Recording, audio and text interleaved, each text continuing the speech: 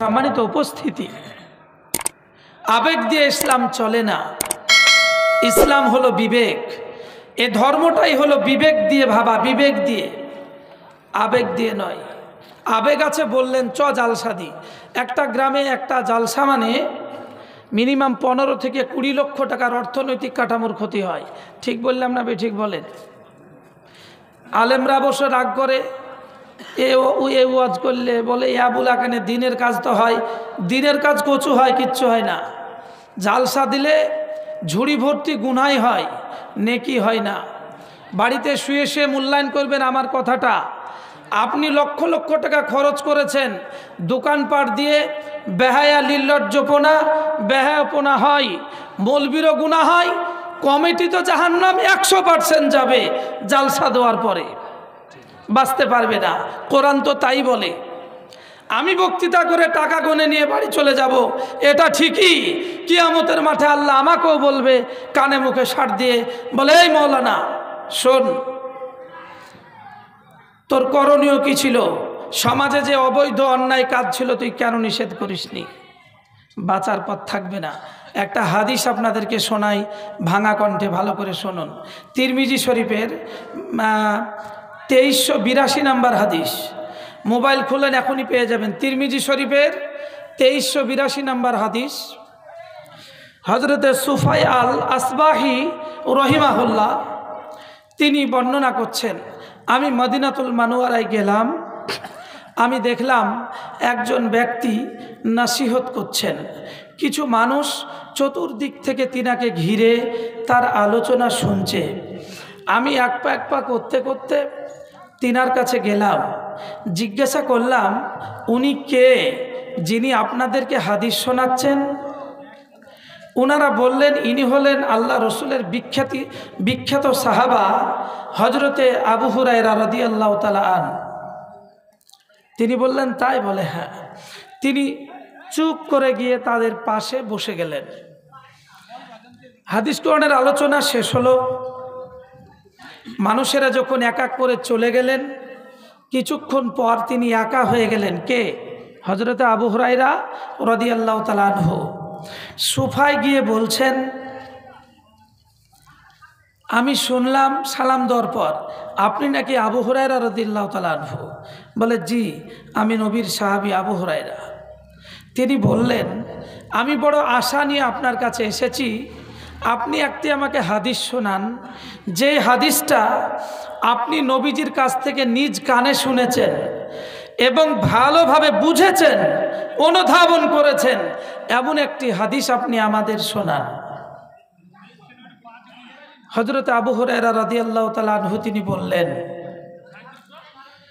যে, আমি এমন একটি হাদিস তোমাকে শোনাবো যেটা আমি নবীজির মুখ থেকে আমি সশরীরে শুনেছি। নবীজি যখন বর্ণনা করছিলেন, সেই সময় আমি আর আল্লাহ রসুল ছাড়া কেউ ছিল না ওই ঘরের ভিতরে, আমি একা ছিলাম। শুধু হাদিস শুনিই নয়, হাদিস শুনেছি এবং সেটা আমি খুব ভালো করে বুঝেছি। এমন একটি হাদিসই তোমাকে শোনাবো। তিনি বললেন যে, আমি ওই হাদিসটাই আপনার কাছে শুনতে চাই। আবু হুরায়রা রাদিয়াল্লাহু তাআলা আনহু যে কথাটা আপনাদের সামনে বললাম, দ্বিতীয়বার আবারও এই কথাটা বলছেন।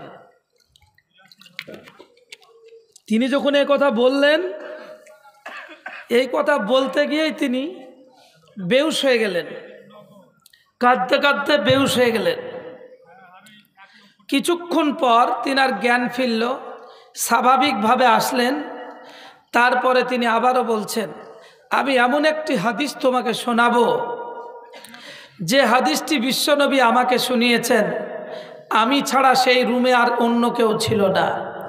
আমি হাদিসটি ভালোভাবে বুঝেছি, অনুধাবন করেছি, সেই হাদিসটাই তোমাকে শোনাবো। এই কথা বলার পর তিনি আবারও বেহুশ হয়ে গেলেন। পরপর 3 বারের বেলাতেও তিনি বেহুশ হয়ে মুখ থুবড়ে নিচের দিকে পড়ে যাচ্ছিলেন। হযরতে সুফাই বলেন, আমি আবু হুরায়রা রাদিয়াল্লাহু তাআলা আনহুকে আমার বুকের সঙ্গে ঠেস লাগিয়ে ধরলাম, আমার বুকের সঙ্গে জড়িয়ে ধরলাম। ধরার পরে বেশ কিছুক্ষণ ওয়েট করলাম। বেশ কিছুক্ষণ পর তিনার জ্ঞান স্বাভাবিক অবস্থায় আসলো, জ্ঞানটা ফিরল। আবু হুরায়রা রাদিয়াল্লাহু তাআলা আনহু তার মুখমণ্ডলকে মুছার পর বলছেন যে আমি যে হাদিসটি তোমাকে বর্ণনা করব আমি পারছি না, কারণ এমন একটি হাদিস নবীজি আমাকে শুনিয়েছেন, কারণ যাদের জন্য আল্লাহ বলেছেন তার মধ্যে হয়তোবা আমিও পড়ে যাব, কারণ তৎকালীন জামানায় উনার চাইতে আর বড় আলেম কে ছিল বলুন? ওনার চাইতে বড় আলেম ছিল নাকি? আবু হুরায়রার চাইতে নবীজির পরে সাহাবীদের মধ্যে বড় আলেম না উনি? উনি বলছেন তাই আমি হাদিস বর্ণনা করতে পারছি না। তো বলল শোনো, কাল কিয়ামতের মাঠে মুসিবতের দিনে আল্লাহ সুবহানাহু ওয়া তাআলা সেদিন মানুষের হিসাব নেবার জন্য তাদের সামনে যখন আসীন হবেন, আসবেন, আল্লাহ পাক 3 শ্রেণীর ব্যক্তিকে আগে ডাকবেন। 3 শ্রেণীর ব্যক্তিকে প্রথম নম্বরে ডাকবেন যিনারা দাঈ ইলাল্লাহ, আল্লাহর পথের দায়ী আলেম, হাফেজে কোরআন, কারিয়ে কোরআন, উলামায়ে দ্বীন, তাদেরকে সর্বপ্রথমে ডাকবে। দ্বিতীয় নম্বরে ডাকবে যারা দানশীল। তৃতীয় নম্বরে ডাকবে যারা শহীদান। তিনি বর্ণনা দিচ্ছেন আল্লাহ সুবহানাহু ওয়া তাআলা প্রথম নম্বরে আলেমদের, হাফেজদের ডাকবেন, যারা কোরআনের হাফেজ, যারা ইলমের দরিয়া, তাদেরকে ডাকবেন। ডাকার পরে জিজ্ঞাসা করবেন তোমরা কি আলেম? তারা বলবে জি আমরা আলেম। কারা বলবে? মৌলানারা আল্লাহর সামনে। আল্লাহ সুবহানাহু ওয়া তাআলা জিজ্ঞাসা করবেন আমি যে আমার নবী, বিশ্বনবী হযরতে মুহাম্মদুর রাসূলুল্লাহ সাল্লাল্লাহু আলাইহি ওয়াসাল্লামকে যে বাণী দিয়ে পাঠিয়েছিলাম, যে দায়িত্ব দিয়ে পাঠিয়েছিলাম, সেটা কি তোমরা শুনেছো বা তোমরা সেটা অনুধাবন করেছিলে? আলেমরা, হাফেজরা, কারীরা বলবে হে আল্লাহ অবশ্যই শুনেছি। নবীজি যা শিক্ষা দিয়েছেন বংশ পরম্পরা আলেমরা তাই শুনেছে, আমরাও সেই মোতাবেক সেগুলো মেনেছি এবং এ মোতাবেক আমল করেছি। যখনই এ কথা বলবে আল্লাহ সুবহানাহু ওয়া তাআলা বলবেন কাজ্জাবুন, তোমরা মিথ্যা কথা বলছো। আলেমদের বলবে, সবাই না, হাদিসটা ভালো করে শুনবেন। আল্লাহ বলবেন তোমরা মিথ্যাবাদী। যখনই এই কথা বলা হবে ফেরেশতা মণ্ডলীরা উঠে বলবে হে আল্লাহ এরা অবশ্যই মিথ্যাবাদী। আল্লাহ বলবে বান্দা তোমরা আলেম হয়েছ এটা সত্য কথা, এটা ঠিকই, কিন্তু তোমরা মনে মনে ভেবেছিলে আমি যোগ্য আলেম, আমার অনেক ডিগ্রি, মানুষ আমাকে শ্রদ্ধা করুক, বড় মৌলানা বলুক। তুমি ভালো কারি ছিলে, আর একজনের কণ্ঠ ভালো ছিল না, মনে মনে ভাবতে কোরআনটা সুন্দর করে পড়ব, লোকে আমাকে কারি বলবে, বাপরে কণ্ঠ বলবে। তোমার মনে মনে ইচ্ছা ছিল আমি ভালো করে বক্তৃতা করব, সুন্দর করে রোমান্টিক গজল বলবো, মানুষ বলবে কালাশে চলো ওয়াকিয়া বালিয়ে, লোক আমাকে ভালো বলবে, সম্মান করবে। ও আলেমের দল শোনো, তোমার অন্তর চেয়েছিল মানুষ আমারে সম্মান করুক, মানুষ আমাকে ভালোবাসুক। আমি আল্লাহ তোমারে সম্মান দিয়েছিলাম, দুনিয়ার মানুষ তোমাদের সম্মান করেছে। তুমি যা মনের মধ্যে চেয়েছো মানুষ তোমাকে সেটা দিয়ে দিয়েছে, সুতরাং দুনিয়ায় সম্মান পেয়েছো, আজকে জাহান্নাম যেতে হবে, তোমার জন্য জান্নাত ফাঁকা। আল্লাহ বলবেন ওই সাইডে যে বসো। প্রথম আলেমদেরকে, হাফেজদেরকে, যারা হক্কানি আলেম তাদেরকে নয়, যাদের অন্তরে এটা আছে যে আমি আমার অ্যাটিটিউড দেখে, আমার অঙ্গি ভঙ্গি দেখে মানুষ যেন আমাকে সম্মান করে, শ্রদ্ধা করে, মানুষ যেন আমাকে ভালো বলে, এটা যদি আমার মনের মধ্যে থাকে। এবার আপনি একটা কথা বলি, অধিকাংশ আমাদের মনে এটা থাকে, যদি নাই থাকে তো আল্লাহ রসুল সাল্লাম সারা জগতে কাফের মুশরিক বেদিনদের কাছে তিনি উত্তম ছিলেন, ভালো ছিলেন, সচ্চরিত্রবান ছিলেন, ঠিক কিনা বলেন? 40 বছর পর্যন্ত তিনাকে কেউ কিছু বলেনি। পাকা কাফের মুনাফেক তারাও ভালোবাসতো। একটু মূল্যায়ন করেন, মগজকে একটু নড়ান। বলতো না। এই 23 বছরের জিন্দেগিতে নবী যখন হাতে কোরআন পেলেন, কোরআনের দাওয়াত দিতে গেল, আর তার চাচারা তার এন্ট্রি হলো, ঠিক কিনা? তার ফুপুরা তার এন্ট্রি হলো, তার প্রতিবেশীরা তার এন্ট্রি হলো। তারা তাকে মারতে গেল, এমনকি জানেও মেরে দেব বলল। কি কষ্ট না পেল? আর আমরা নবীর উত্তরসূরি 40 বছর ধরে জালসা করি, তো একটা ঢেলো কেউ মারে না, একটা বাড়িও মারে না, বরঞ্চ মুরগির গোশত দিয়ে খেতে দেয়, বাড়ি যাওয়ার সময় টাকা দেয়, আবার বলে হুজুর বেড়াতে আসেন। আপনার মতন হুজুরের আগামী বছর দাওয়াত থাকলো। কত আপ্যায়ন, কত সম্মান আমরা করি, কেউ কোনোদিন মারো না। হাগো নবী মার খাচ্ছে ইসলামের দাওয়াত দিতে গিয়ে, তা আমরা কোন ইসলামের দাওয়াত দিই? কেউ আজও এক চড় মারেনি। দুনিয়াতে প্রকৃত ইসলামের দাওয়াত এখনো আছে বলেই যারা দেয় তারা জেলের মধ্যে, যারা দেয় তারা মার খাচ্ছে, যারা দেয় তাদের ফাঁসি হচ্ছে। কথা ঠিক কিনা বলেন? এরা বলছে এবারই গন্ডগোলটা হলো। বলেন ফাঁসিতে ঝুলছে না তারা? যারা হক্কানি আলেম তারা ফাঁসিতে ঝুলে। 2 নম্বর গালা ফাঁকফুক দিয়ে বেরিয়ে চলে যাচ্ছে গলাবাজি করে।